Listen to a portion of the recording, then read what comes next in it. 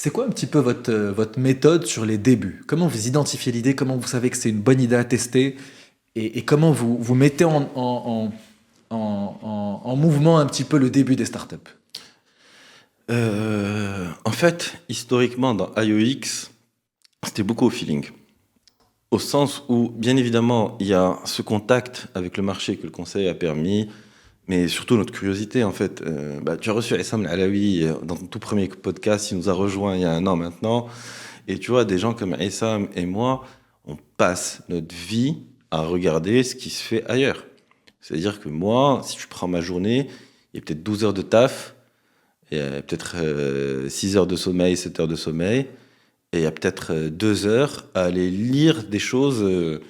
Mais dès que j'ai un moment, je suis dans le train, je commence à regarder qu'est-ce qui a été publié comme papier de recherche, qu'est-ce qui a été développé comme startup, qu'est-ce que Y Combinator.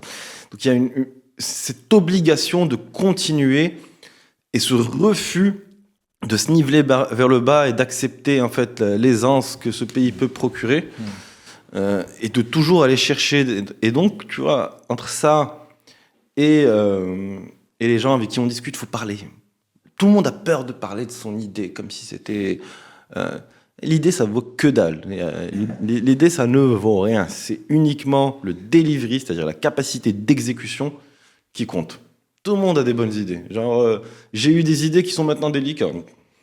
Je peux te dire que quand j'étais étudiant ou quand j'étais truc, j'ai eu cette idée-là et quelqu'un d'autre l'a fait et maintenant ça vaut 1 milliard. Ouais, tout le monde a des idées. Ouais. Comment t'exécutes? C'est ça qui compte. Et donc en fait, il faut parler. Quand tu as une idée, va pitcher du monde, pitch tes potes, pitch tes parents, pitch moule pisserie, pitch dans les taxis. Moi, j'arrête pas de parler avec les taxis. Bon, je faisais beaucoup en Europe et aux États-Unis. Au Maroc, c'est des fois un peu plus compliqué, mais sur des sujets typiquement B2C ou sur les taxis, l'accès à la dette, etc. Pour Telati, j'en parle. Parle à des gens. Et en fait, tout ça va te permettre de mettre, si tu veux, différents ingrédients qui, combinés ensemble, disent OK, là, il faut qu'on y aille. Donc, ça, c'était IOX, c'est-à-dire Youssef avec sa vision financière, en, avec ses réflexes de super sharp. Lui, pour le coup, c'est un vrai anglo-saxon, tu vois. Super sharp, pas de temps à perdre, boum, boum, boum. Le marché, quelle taille, pam, pam, pam. Oh, oui, oui, non. Tu vois, genre, c'est assez rapide, assez binaire. Tu adosses à cela un peu l'état de l'art technologique que je peux apporter. Tu adosses à cela Sil Hussein, qui lui a cette sagesse, cette profondeur, parce que c'est quand même il a quand même fondé le premier laboratoire d'intelligence artificielle au Maroc. Ça, j'ai oublié de le dire, mais AUX, c'est un spin-off de ce laboratoire. Ça a été créé en 96. Qui parlait d'IA en 96? Incroyable. Et donc, lui, il a toute cette profondeur. La sagesse, c'est un livre, Sil Hussein, vous voyez. Donc, il va venir apporter aussi un ingrédient. Et tu vois, dans l'équipe d'IOX, je suis le plus jeune, j'ai 34 ans. Sil Hussein, il est plus âgé que mon père, tu vois. Et avec ça, une alchimie se crée. Comment ça s'est passé de justement travailler avec comme ça, tu vois, des générations quand même différentes, etc., avec chacun qui apporte des choses? Comment ça s'est structuré? C'est assez rare.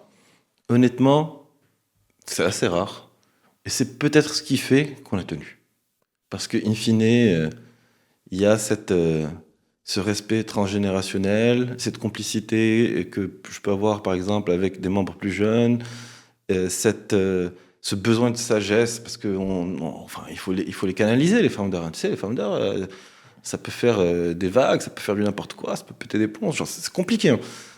Quand tu as de la sagesse qui est là, et donc de la vision, forcément, et donc de la bienveillance aussi, tu vois. In fine, ça marche bien.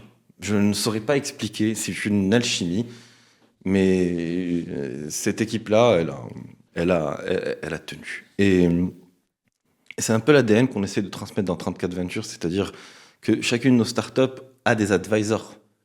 Moi, dans Telati, j'ai des advisors qui sont des anciens patrons de grands groupes qui ont l'âge de mon père. Et tu vois, on la transmet comme ça. Et c'est des gens qui sont là pour nous éviter des sorties de route.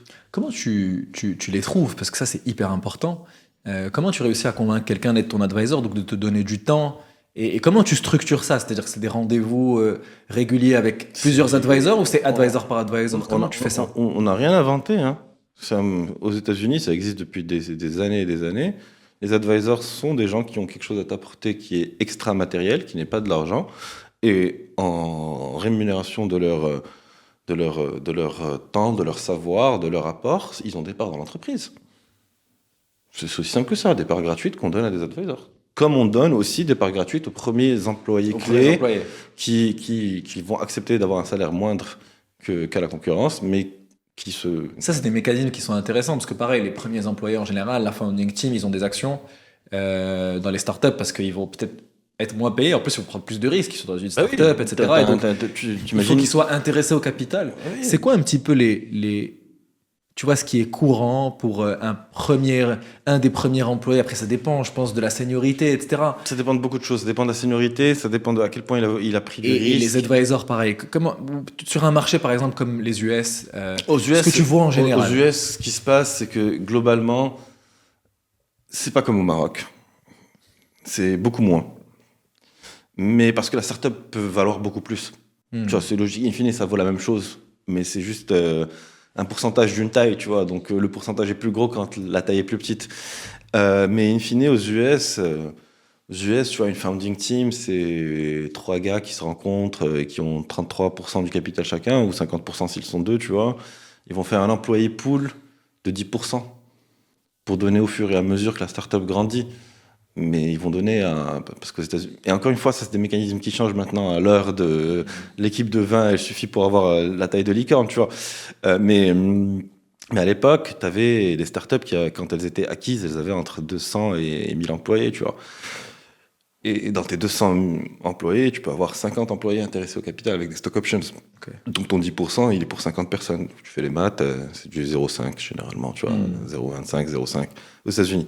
Pareil pour l'advisory. Mais l'advisory, là-bas, il est carré, tu vois. Genre, c'est t'as limite des templates qui sont donnés par les fonds d'investissement. Pour une après-midi par mois, ça vaut tant. Pour 2 heures par mois, ça vaut tant. Là, c'est très, très à l'américaine. Ici, honnêtement, moi, je pense qu'il y a plus une logique de niant, de give back de certains grands vétérans bienveillants. Et in fine, les parts qu'on leur donne, c'est comment te dire, c'est par respect. Parce que ces gens-là, quand ils sont bienveillants, ils t'auraient aidé même gratuitement. Et quand ils sont pas bienveillants, t'as pas envie de les avoir avec toi. Si vous avez aimé cet extrait, vous allez encore plus aimer l'épisode complet qui s'affiche juste ici à l'écran. Et pour ceux qui ne l'ont pas encore fait, abonnez-vous à la chaîne.